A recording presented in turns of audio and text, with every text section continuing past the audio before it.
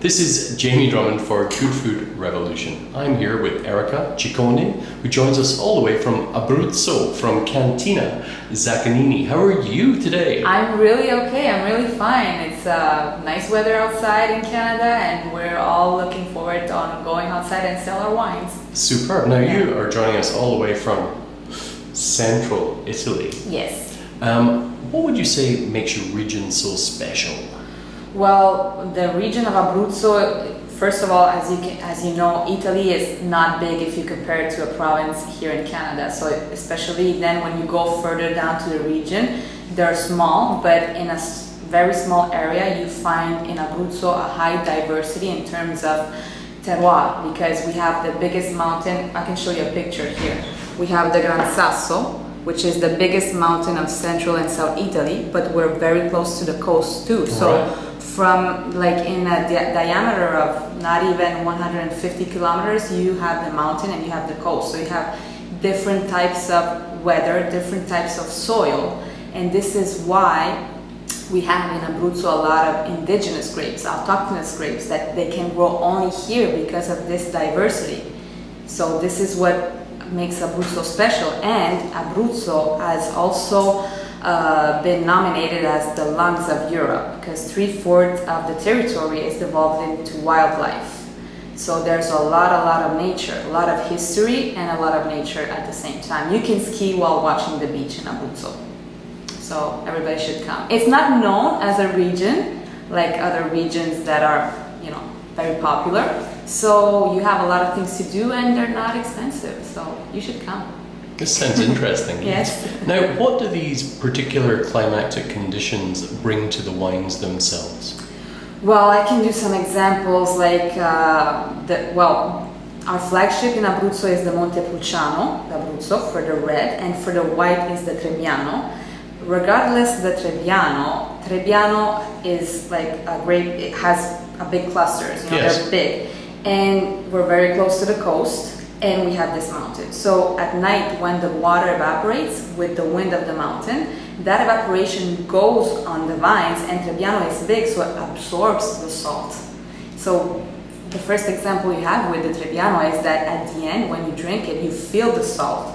You feel that air that comes from the beach. So this is something very unique that cannot be compared to other varietal. It's what becomes distinctive, the Trebbiano d'Abruzzo, which is a DOC wine. It's not a wine that is used to be blended, it's a DOC. It doesn't have to be confused with other Trebbiano that are other clones. Yeah. It's a Trebbiano d'Abruzzo and it's a DOC. Now, which other white grapes do you grow there? I believe you have some Pecorino and also some Riesling. Well, in Abruzzo, Riesling, it's Zaccagnini who is doing the Riesling because it's a challenge of the enologist. Right. Typically from Abruzzo we do the Pecorino and also the Passerina. Those are the other two indigenous grapes that are from Abruzzo. Pecorino, the ones that are grown mostly in the intern part of the region. I can show you even another picture probably. This is, you can see, this is the city of Pescara. Yes. You see the Gran Sasso and you see the beach. So, okay, here is where we are from, Bolognano. Rome is here, we are on the opposite side. Yes. So we're in this valley, we have the Gran Sasso on our right and another mountain on the left, which is the Maiella. So we're very close to the mountains. So what the Pecorino, like the main characteristic is this minerality. We're more in the intern part. Yes. It's very close to the mountain.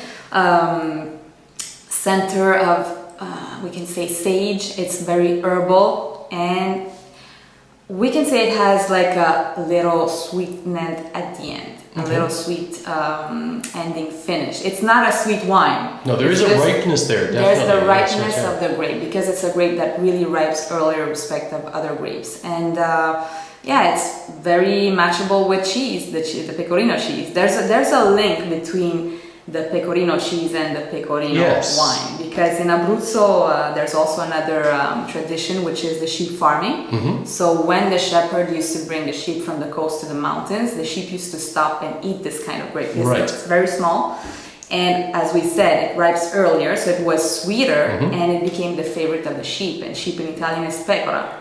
That's why pecorino. pecorino. And that's why the cheese is pecorino, because it becomes from the milk of the sheep. So it's all about the sheep. And now actually in this period in Italy we're doing events, pecorino and pecorini. So compare and matching the cheese with different kinds of pecorino of the region. That sounds delightful. Yes.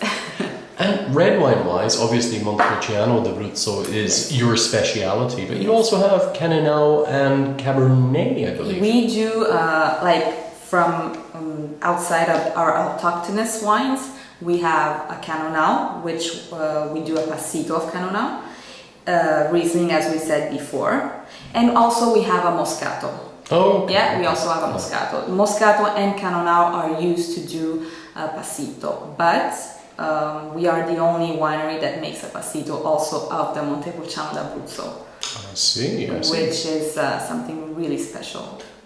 What percentage of your production is Montepulciano? We can say around 60%. 60%, yes. Okay. And one of your wines, I was hearing just a little bit earlier, is the second best-selling imported wine in the United States. In the States, yes, exactly. It's, find your picture, it's the Tralcetto. Okay. Tralcetto means piece of vine. Yes. And exactly, a piece of vine because it's a bottle that has a piece of vine on the bottle, because it's this here. You have the owner, Marcello Zaccagnini, and this is the bottle. Oh, yes. Yeah, this is the bottle. Here we have the line.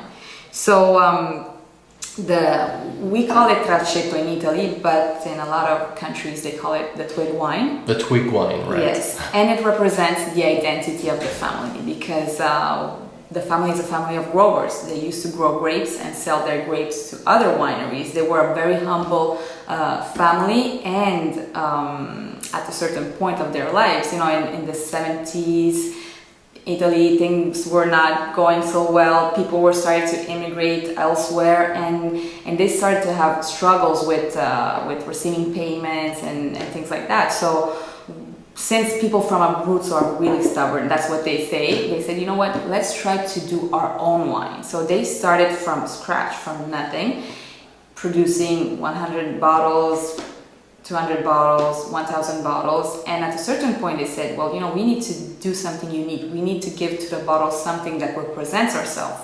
Well, we work the vines.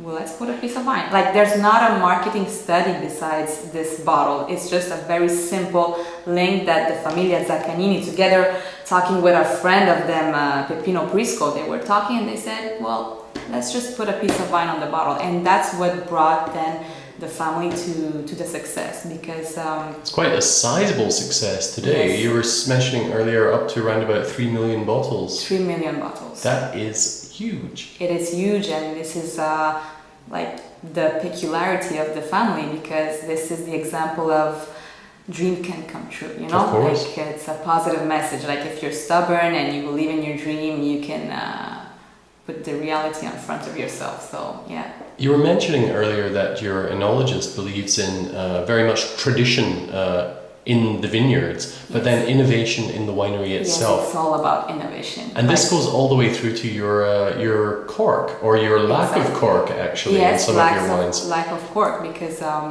for almost all our wines we're using this type of cork. It's Noma cork. It's made by sugarcane. Yes. So it's totally biodegradable. And you can see here there's a level, it's 100. This is the level of micro-oxygenation of the type of cork, of the Noma cork. So the enologist chooses for each wine that he has to produce which level is better. Like 100 for the whites, it's like completely closed. Of course. But for the reds we have 500, which means that there is a certain level of micro-oxygenation with the wine. So this avoids first the smell of cork, and second the oxidation of the wine. So it's innovation, and you do even something good for the environment. And we will see the reaction of the public, because if it's a good reaction, if people understand that this protects our wines, we will put it in all our wines. So superb. We're very much into technology and innovation inside the winery, but outside the winery tradition. Superb. Yes. Thank you very much for bringing your wines to Toronto today. My pleasure. And thank you for joining us at Good Food Revolution. Thank you to you, and we wait for you in Abruzzo. Sounds good to me. Bye for now. Bye.